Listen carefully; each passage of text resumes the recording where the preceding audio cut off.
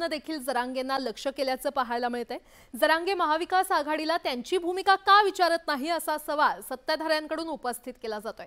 तर सत्ताधारी कोंडी करण्याचा प्रयत्न करत असतानाच आता जरांगेंनी शरद पवार, उद्धव ठाकरे आणि नाना पटोलेंवर प्रश्नांची सरबत्ती केल्याचं दिसतंय। पाहूयात।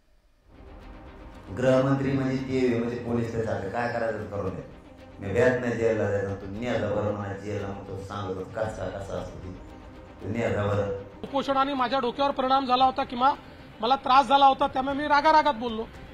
आपण असं समजूया की आता उपोषणामुळे पुन्हा त्यांचा संताप झाला वाटतं। छगन भुजबळचं त्यांचं रक्त एक, त्याची तीच भाषा होती छगन भुजबळची, घेतलं वाटतं इकत। तुला बघून घेतो, तुझा हिशोब चुकता करतो, तुझं रक्त काय। मला वाटतं अशा प्रकारच्या बालबोध त्या ठिकाणच्या गोष्टी आणि वक्तव्य त्यांनी करू नये।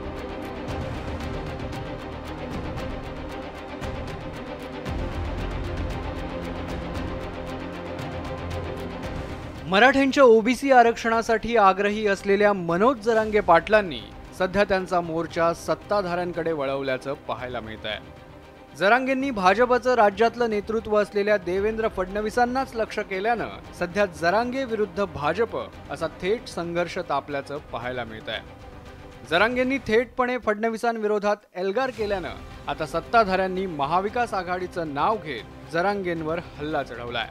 जरांगे मराठा आरक्षणाबाबत शरद पवारांना का विचारणा करत नाहीत असा सवाल भाजपकडून उपस्थित केला जातोय। जरांगे पाटील हे पवार साहेबांना भूमिका विचारण्याची हिंमत ठेवणार का?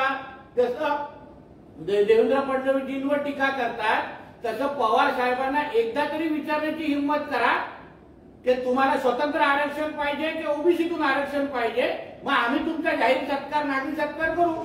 भाजपकडून सातत्यानं महाविकास आघाडीच्या नेत्यांचं नाव घेत लक्ष केलं जात असतानाच आता जरांगेंनीही ही कोंडी फोडल्याचं पाहायला मिळत आहे। कारण आता जरांगेंनी थेटपणे शरद पवार, उद्धव ठाकरे आणि नाना पटोलेंनाच त्यांची भूमिका जाहीर करण्याचं आवाहन केलंय। पण महाविकास आघाडीच्या नेत्यांना सवाल करतानाच जरांगेंनी चेंडू सरकारच्या कोर्टात टोलवलाय। शरद पवार साहेब, उद्धव ठाकरे साहेब आणि नाना पटोले साहेब यांनी स्पष्ट भूमिका करावी। मराठ्यांना ओबीसीतून आरक्षण द्यायला पाहिजे आणि जर ते म्हणत नसतील तर सरकारने बिनधास्त मराठ्यांना ओबीसीतून आरक्षण दिलं पाहिजे। कोणाची वाट बघायची गरज नाही, कोणाचं मत घ्यायची गरज नाही आणि कोणावाचून काही गुंतलेलं सुद्धा नाही। मराठ्यांनी तुम्हाला बहुमत दिलेलंच, हेच मराठी तुम्हाला पुन्हा डोक्यावर घेऊन नसतील। सत्ताधाऱ्यांच्या दबावानंतर जरांगेंनी महाविकास आघाडीला भूमिका जाहीर करण्याचं आवाहन केलं असलं तरी महाविकास आघाडीच्या नेत्यांनी मात्र याच मुद्द्यावरून पुन्हा एकदा सत्ताधाऱ्यांवर टीका केल्याचं दिसतंय। आधी सत्ताधाऱ्यांनी त्यांची भूमिका स्पष्ट करावी असं म्हणत विधान परिषदेचे विरोधी पक्षनेते अंबादास दानवे सरकारचा डाव त्यांच्यावरच उलटवण्याचा प्रयत्न करतायत। सत्ताधाऱ्यांनी गुपचूप अंधारात यांच्याशी भेटी घ्यायच्या, कोणाशी पण आंदोलनकर्त्यांशी, आणि आम्हाला भूमिका साहेब आमचं म्हणणं की तुमची भूमिका येऊ द्या, तुमच्या भूमिकेला सपोर्ट करायचा विरोध करायचा आम्ही ठरवू ना। तुमचीच भूमिका ठरली नाही, आमच्या भूमिकेवर चालणार आहे का? चला सांगा, आमची भूमिका 100% मान्य करणार तुम्ही सांगा, तर आम्ही तयार आहे। तुमची भूमिका एकदा सत्ताधाऱ्यांची उद्या, शेवटी सत्ताधारी निर्णय घेणारे असतात, विरोधी पक्ष निर्णय घेणारी नसतात।